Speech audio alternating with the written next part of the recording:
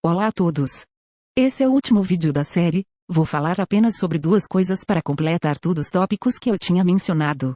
Sem muitas delongas, vamos começar editando animações, pois a primeira coisa que vou falar é sobre a mudança das animações importadas do Mixamo.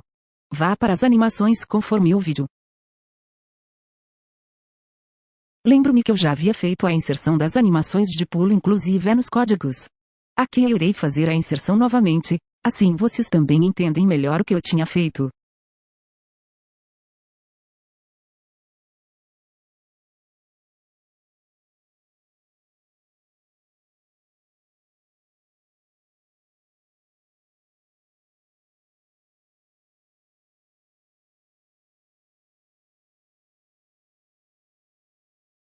Eu também tinha falado sobre as formas de transição, que podem ser imediatamente, interrompendo a animação atual, ou no final, esperando a animação ser finalizada.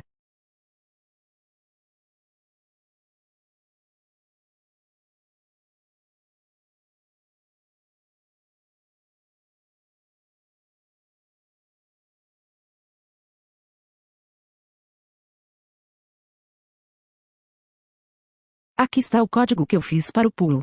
Primeiro verificamos se o botão de pulo foi pressionado, depois adicionamos uma força física para a personagem voar, fazemos uma transição nas animações que é tratada lá na nossa máquina de estados, e bloqueamos a movimentação do jogador. O estado normal da animação antes de modificarmos é esse aqui, que contém umas animações de parado, andando e correndo. Lembra de quando tínhamos montado essas animações? Até descobri que tem como pré-visualizar com os botões como fica o efeito dependendo do valor que estiver nesse controle da nossa máquina de estados.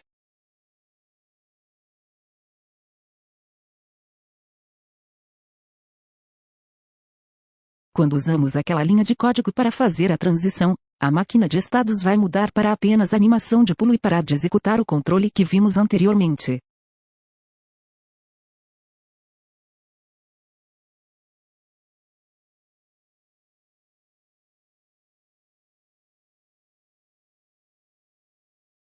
Aqui temos uma função para liberar a movimentação do jogador, mas eu vou fazer uma alteração em breve para ajustar a forma que cuidamos disso. Essa função será sempre chamada pelas animações, vocês logo vão entender. Só quero mostrar que a função existe.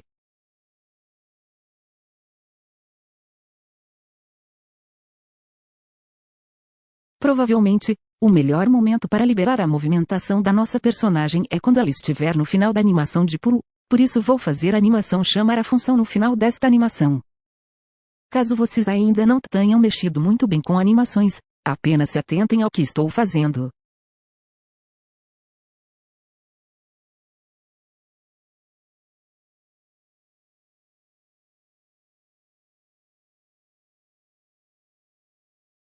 Eu coloquei no final da animação para ela chamar a função que libera a movimentação da nossa personagem, assim ela não fica travada na animação de pulo.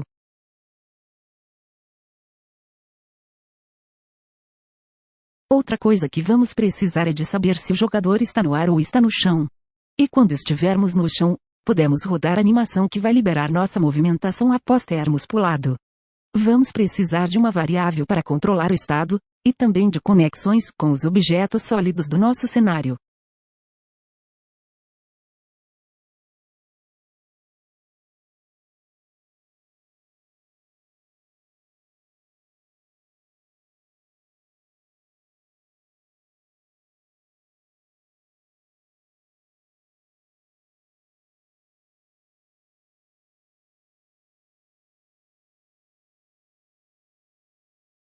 Para fazer as conexões vamos para a aba Node, e escolher entrada de área entre dois objetos.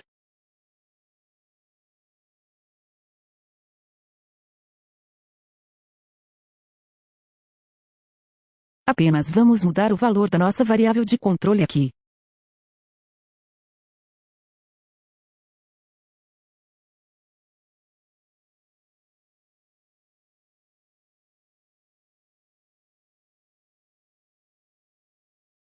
Vou também fazer a conexão inversa, caso a personagem saia da área de colisão.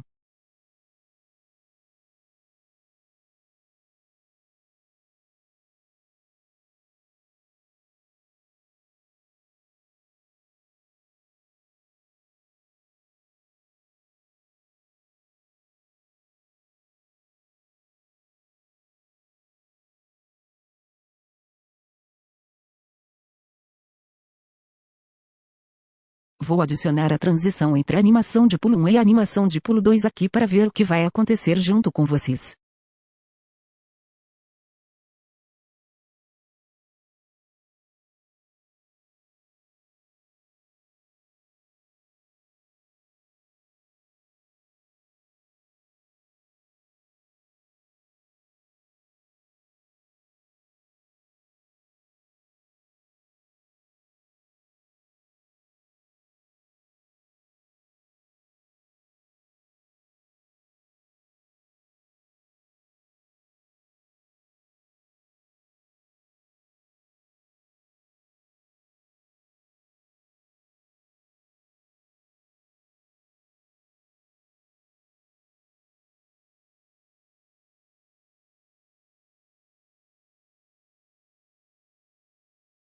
Aparentemente, a transição não ocorreu por algum motivo. Após algumas tentativas frustradas, descobri que eu havia esquecido de ativar a detecção. Sem ativar o nosso objeto irá ignorar as conexões que fizemos.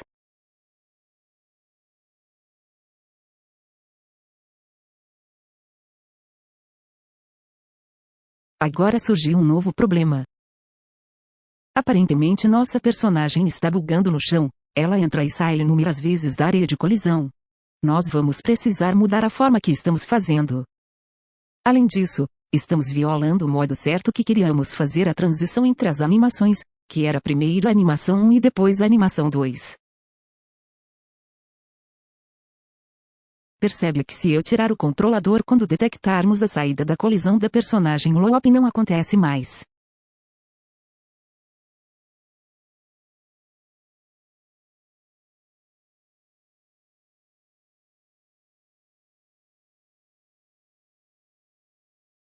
Porém nós precisamos de ativar o controlador para termos a transição das animações fluindo. Vamos adicionar o controlador quando apertarmos o botão de pulo. É a melhor solução.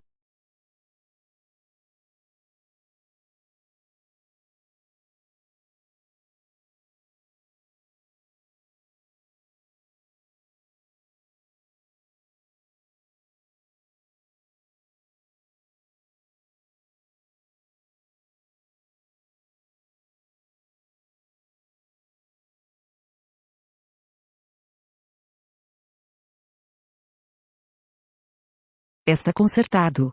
Porém nós não queremos que a personagem pule efetivamente no início da animação, mas quando for a hora certa, que for coerente com a animação. Vamos adicionar uma função para rodar nesse tempo.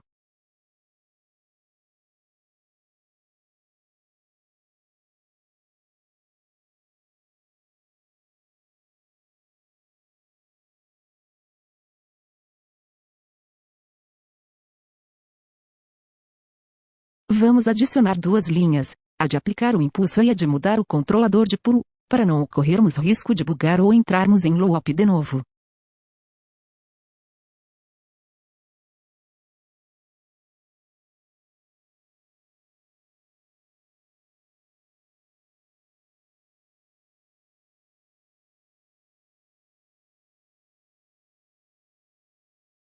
Mas antes já vou adicionar na animação de pulo a nossa função, no momento certo.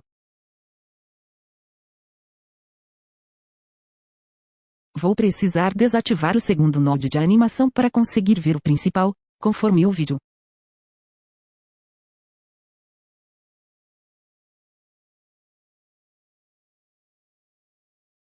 Essa parece ser a melhor posição para adicionarmos o chamado à nossa função.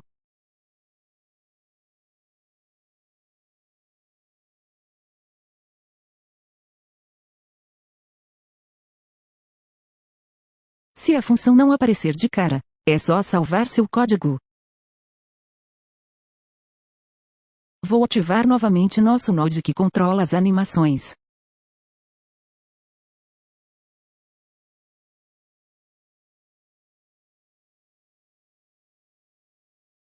Vamos adicionar o controlador de pulo à função de pulo e testar.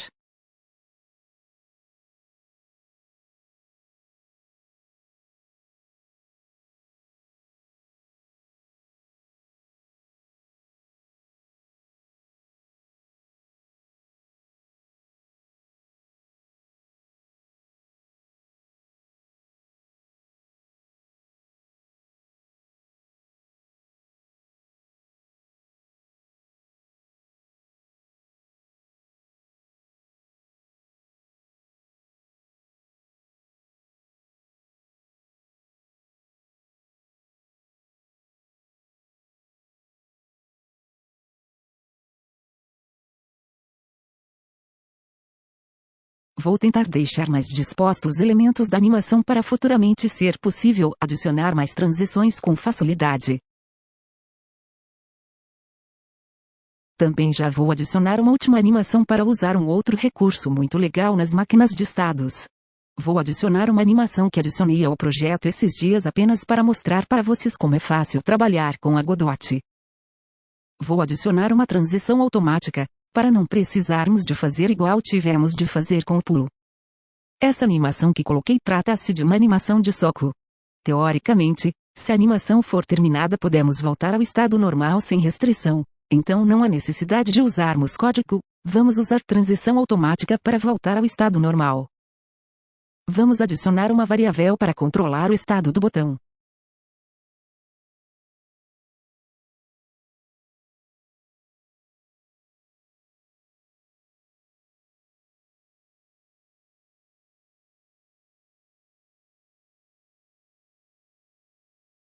Adicionar a manipulação da variável de controle.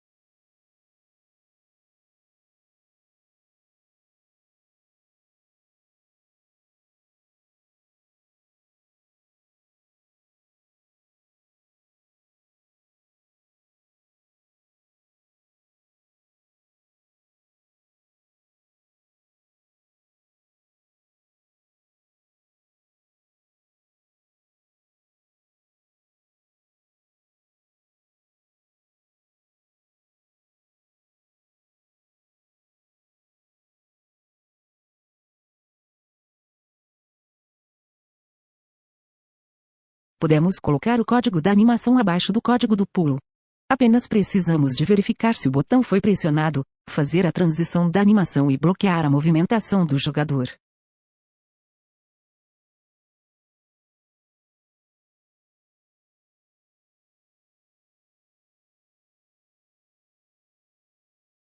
E como vamos trabalhar com transição automática, não vamos precisar de código para voltar ao estado normal.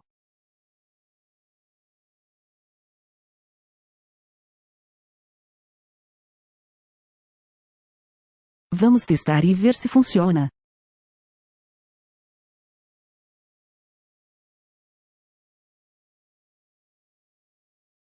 Aparentemente a autotransição que mencionei não está funcionando. Eu havia esquecido de marcar a caixinha de autotransição.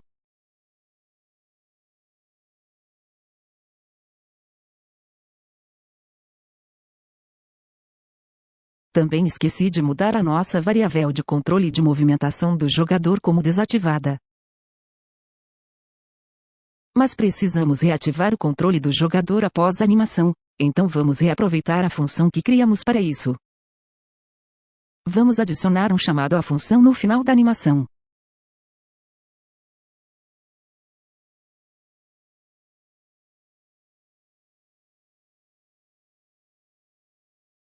Vamos testar.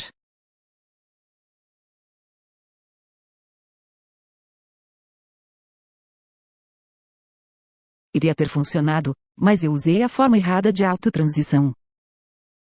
Em uma das partes que eu cortei no vídeo eu acabei trocando a forma de transição para uma errada. Mas é muito fácil consertar, é só mudarmos novamente a forma de transição. É também ativarmos a caixinha de autotransição.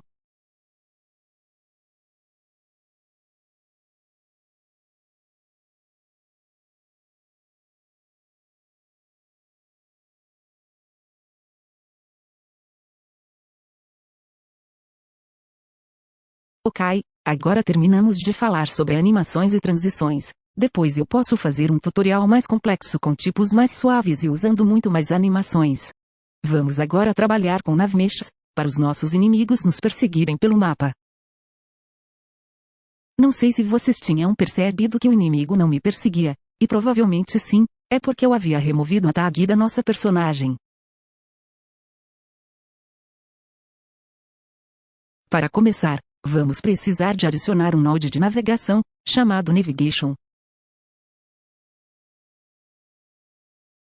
E um filho que conterá o mapa de navegação e os dados do agente, chamado Navigation Maze Instance. Vamos adicionar um recurso de navegação.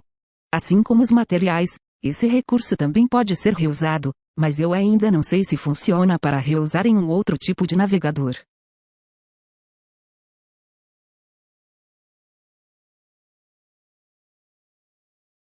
Assim como aquele node que usamos para cozinhar as luzes, também vamos precisar de usar um cozinhador para gerarmos um mapa. Bem, cozinhador não caiu bem, mas um gerador ou agente, não sei, kkk.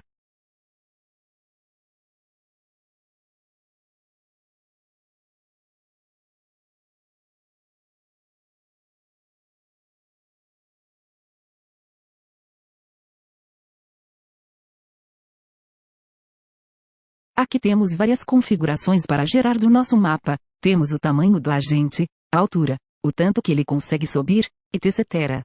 Eu ainda estou pegando o jeito também.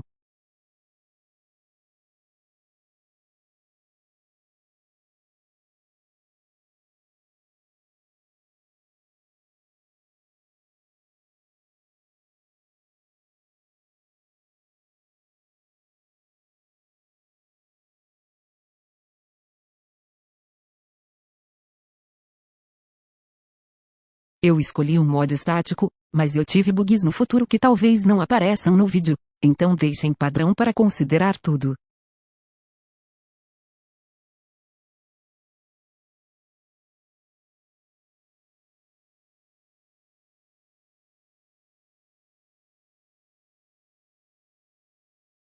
Para fazermos a geração do nosso mapa precisamos mover tudo que é estático dentro do Node Navigator Maze, assim ele considerará que são elementos que devemos considerar ao gerar o mapa de movimentação.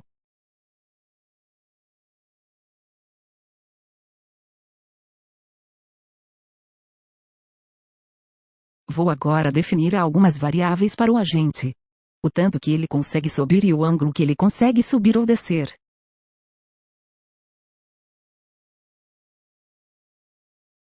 Bem, como eu disse, eu cometi uma gafe e demorei a resolver, então vou cortar o vídeo e depois explico mais alguma coisa. Eu deixei quase tudo padrão, como vocês poderão ver. Foquei mais em alterar a tolerância para subir em blocos e rampas. Mas tem outras coisas para configurar como a altura do objeto, para ele não entrar em túneis que não caberia, tamanho, para não ficar raspando na parede.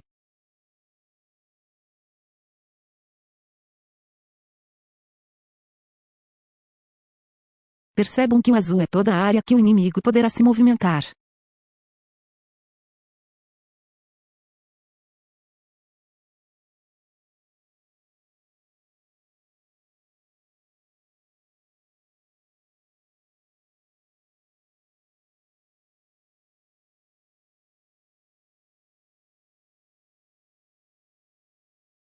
Percebam também as mudanças que eu consigo gerar no mapa em azul.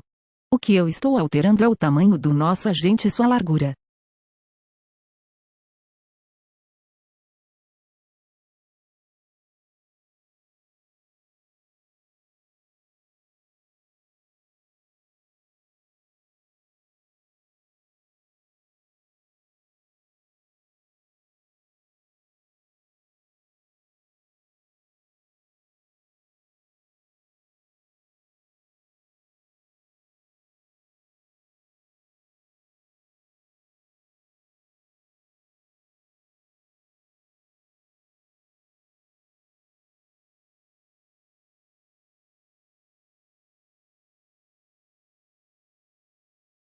Eu resolvi deixar a altura com o valor padrão mesmo pois considerei que não haverá túneis ou algo do tipo nesse jogo, e facilita a visualização do nosso mapa azul.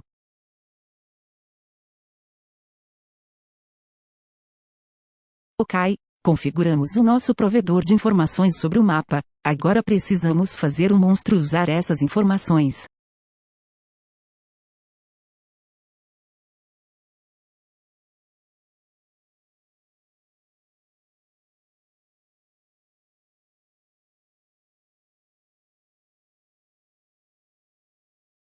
Nós vamos precisar de pegar o nosso provedor, então vamos usar uma variável acessível.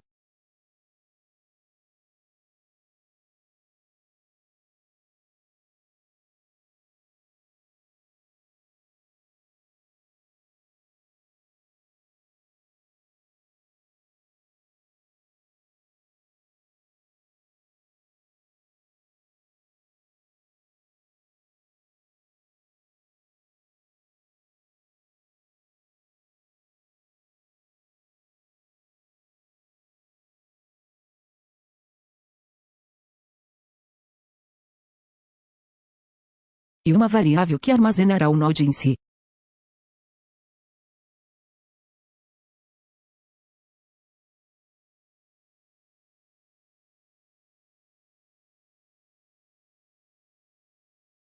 Na função de inicialização do objeto, vamos pegar o node de navegação que precisamos.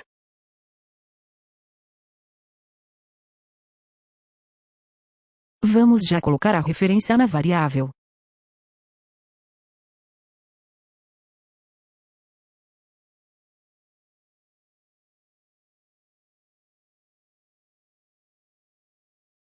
Vou adicionar um contador para não precisar gerar um caminho a cada frame. Fica muito cansativo para o processador gerar caminhos muitas vezes por segundo, não é algo interessante quando já temos ele formado.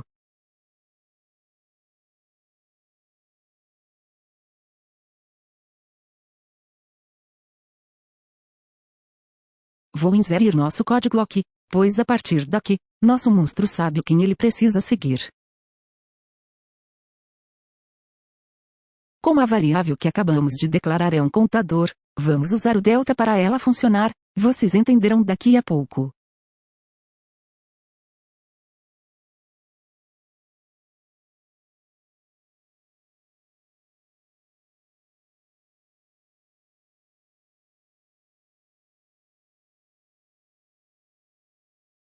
O que fizemos aqui basicamente é, se o contador tiver zerado, faça isso, caso não faça a movimentação padrão.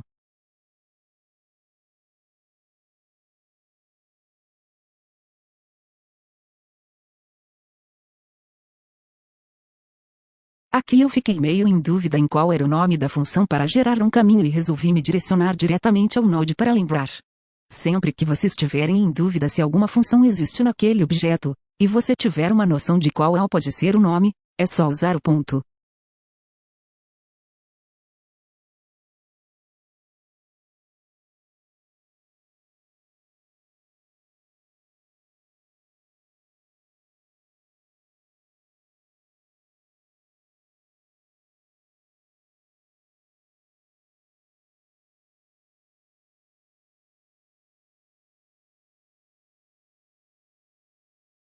Agora que já descobri o nome do método, vamos usar a variável de referência. Se vocês estão meio confusos sobre o que estou fazendo, eu apenas estou apontando para o navegador e tentando descobrir para usar uma função. Outra forma de descobrir funções de um node é ir na documentação da Godot. Em seguida eu vou atribuir uma variável retorno dessa função, que como eu disse, é um caminho. Como ainda não tínhamos definido ela, vamos defini-la aqui. Ela será do tipo vetor, que contém vários valores. Pesquisem por vetores ou arrays e vocês verão que é um conjunto de vários valores. No nosso caso são vários pontos que levaram até a personagem.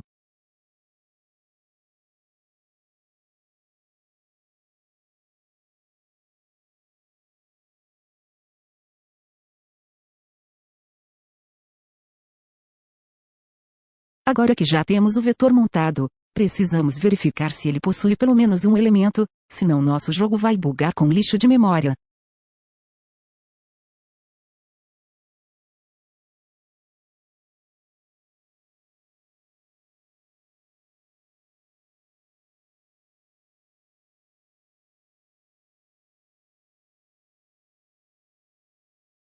Agora também podemos pedir para o monstro correr quando estiver com a distância maior que 5 ou não tiver terminado de percorrer os pontos do caminho.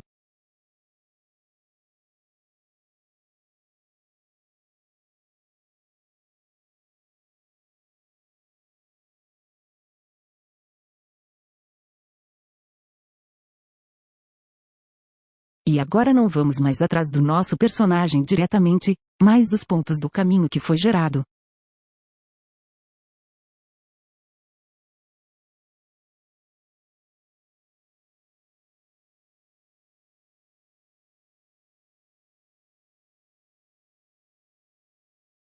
Acabei de perceber que estou pegando o valor do caminho para o navegador, e não o Node.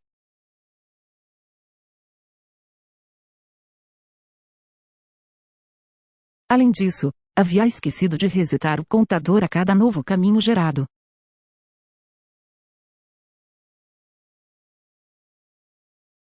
Também é necessário remover os pontos que já foram alcançados para poder seguir para os próximos.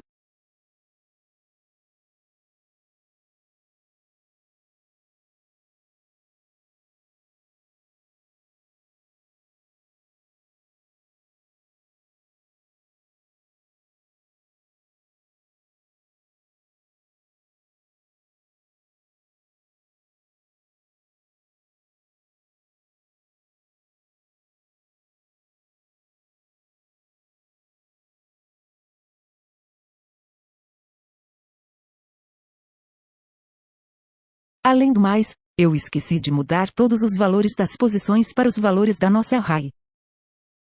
Provavelmente tudo funcionará após essas correções.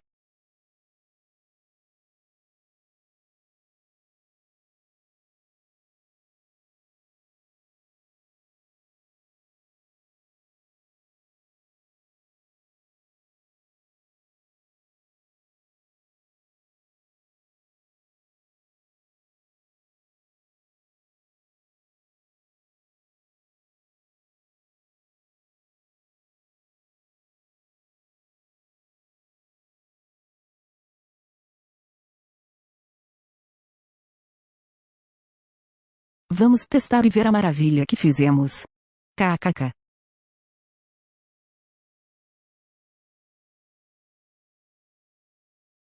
Mas antes eu vou dificultar a vida do nosso inimigo para ver se ele é esperto, e também aumentar seu raio de detecção.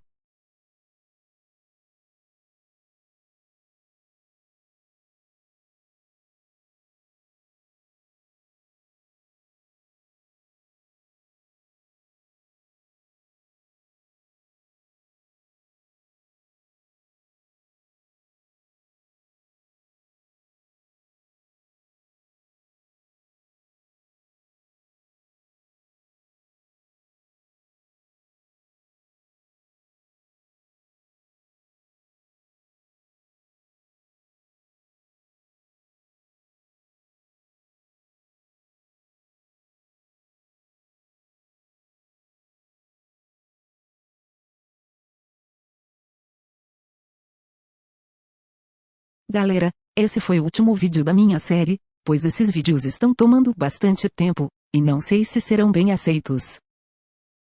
Estou com ideia de outros tutoriais simples ou vídeos curtos para lançar, mas vai depender muito do feedback de vocês. Já li alguns comentários de pedido de tutorial de FPS e outros conteúdos 3D, e embora não seja meu ponto forte o 3D, eu posso continuar trazendo também. Peçam vídeos para mim que eu tentarei trazer. Obrigado pela atenção, não esqueçam de dar uma fortalecida no canal, e até mais.